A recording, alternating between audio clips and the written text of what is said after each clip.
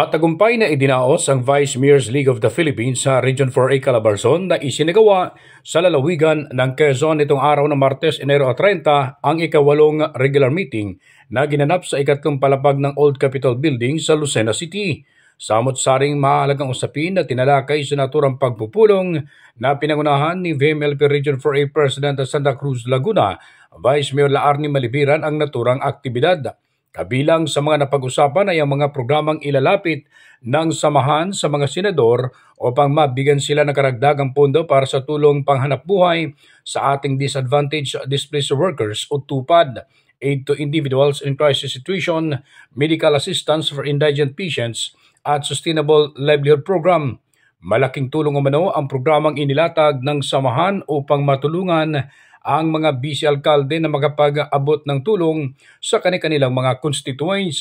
Nagbahagi din ng mga ideya at mga tagumpayan sa mga nagawa ng bawat probinsya ang mga pangulo ng bawat lalawigan, lalo na sa mga proyektong nagawa na at iba't ibang programa at mga inisyatibo ng mga Vice Mayor. Naging host naman ang lalawigan ng Quezon sa naturang aktibidad sa pamamagitan ng VMLP Quezon Chapter sa pamumuno ni Infanta Vice Mayor L.A. Roanto. Naging panauhing pandangan sina Quezon Governor Dr. Helen Tan, Vice Governor Tert Alcala, Lucena City Mayor Kuya Mark Alcala at Vice Mayor Dundon Alcala. Nagbigay naman ng inspirational talks si Governor Tan sa harap ng mga Vice Mayor sa buong rehiyon ng Calabarzon na isa-isang ipiniliwanag ang kalagahan ng bawat functions at trabaho bilang mga halal na opisyal ng pamahalaan na kinilala ang kapangyarihan o mandato ng legislatura. Siya bilang nasa ehekutibo ay nirespeto niya ang tungkulin ng legislatura, ang pagkakaroon ng check and balance, ngunit kung may political differences ay dapat isinasantabi para sa kapakanan ng mga mamamayan. Kahit ako ay governor, I respect their function na check and balance kami. No? Okay? Ibig sabihin, pinag-uusapan namin yung pwede at hindi pwede.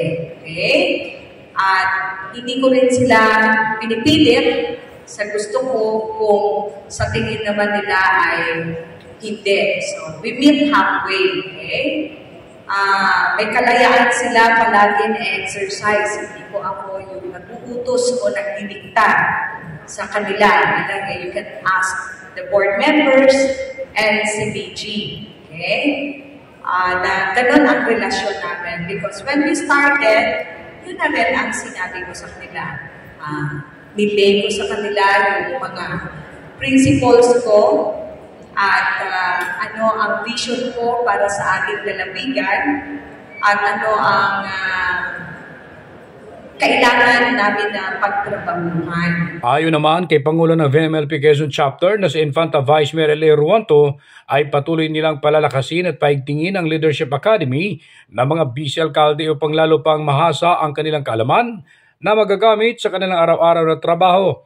Ganon din ang ilulunsad nilang Best Ordinance Award na kilalanin ng husay at galing ng mga busy alkalde na naging best practices na rin sa pagpasa ng mga magagandang ordinances na nakakatulong sa pangkalahatan. Ayun na nga po sa Quezon na i-launch natin yung Search for Healing Ordinances.